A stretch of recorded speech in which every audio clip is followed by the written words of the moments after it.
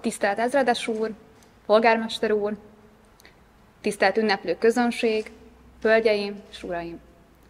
Pedagógusként a diákoktól sokszor megkapom azt a kérdést, hogy miért kell történelmet tanulnunk, miért nem van több ezer, több száz évvel ezelőtti dolgokat tudniuk.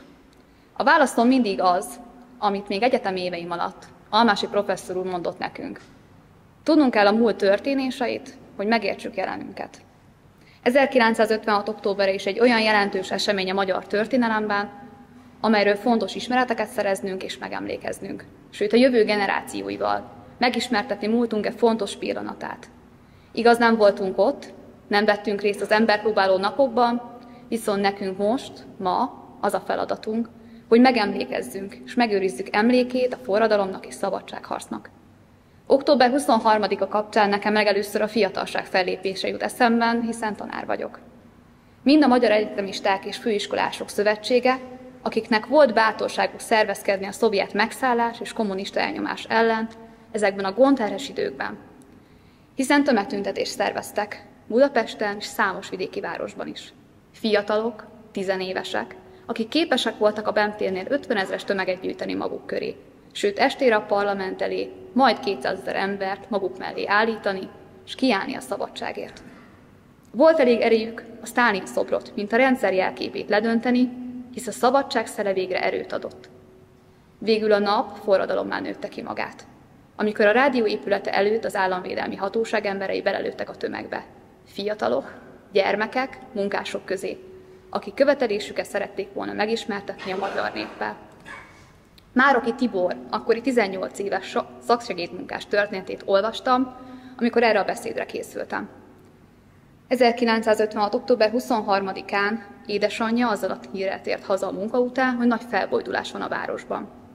A fiatal fiú nyomban felajánlotta, hogy lemegy a boltba, ha szükség van valamire. Gyanútlan édesanyja erre leküldte 1 kiló kenyérért. 2 hét múlva tért haza, de addigra Magyarország és az ő élete is megváltozott. A következő kép emlékezett vissza a rádiónál történtekre. Szerintem egy srácot akartak lelőni, de sűrű tömeg vette körül. Ráadásul géppisztollyal nem lehet igazán pontosan célozni. Így helyette egy kismamát és gyermekét találták el, akik mindketten ott helyben meghaltak. A lövésre megvadult a tömeg, néhányan hazarohantak, vadászpuskával tértek vissza, azzal lőtték ki az ablakban ülő ávosokat. De nem csak az egyetemistákat kell megemlítenünk, hanem fiatalokat, sőt gyermekeket, mint például a pesti srácokat, akik félelmet nem ismerve fegyvert ragadtak, molotov koktét készítettek, fiatal, 10 éves lányokra, akik a szovjetekkel, tankokkal szembeszálltak, halálos sebet ejtve a kommunizmuson. 1956 őszén a Budapest utcáin vívott harcok oroszlán részét ők vívták. A forradalom és szabadságharc időszakában bekövetkezett halálos áldozatok közül nagyjából 750 fiatalkorú vesztette életét. Hétköznapi emberek, családapák, katonák, munkások, idősek, róluk sem feledkezhetünk meg, hiszen soha nem látott összefogás, mérhetetlen tenni akarás hajtotta őket előre. Családjaik, szeretteik iránti szeretet, féltés, aggódás pedig olyan erőt adott a kezükbe, amely képes volt a lehetetlenre is. Fellépésükre az egész világ felfigyelt, és döbbentett rá mindenkit a szovjet elnyomásra, embertelenségre. Együtt dobbant meg a világ szíve a magyar emberekkel.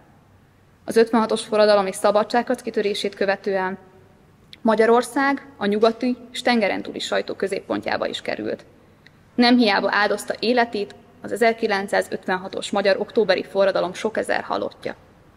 Egy pillanatra elhitték, egy pillanatra talán Európa is elhitte, hogy győzhet a magyar forradalom. A szabadságharcot végül 1956. november 4-én eltaposták. Rengeteg forradalmár életét kioltották végleg. De elmondható, csak sajnos jó pár évtizeddel a véres események után, a mi forradalmunk mégiscsak győzött. Ebben a rohanó világban, ahol annyi impulzus ér minket, annyi feladatot kell ellátnunk, nap mint nap, fejünk tele van tervekkel, megoldandó feladatokkal. Rohanunk, hogy utolérjük magunkat. De egy pillanatra álljunk meg, mint például most. Vegyünk egy mély levegőt, ha csak pár másodpercre is, de gondoljunk történelmünkre fontos pillanatára, azokra az emberekre, akik életüket adták, hogy most egy szabad országban élhessünk. Ezen a napon égjenek mécsesek, fáklyák erős lángjai.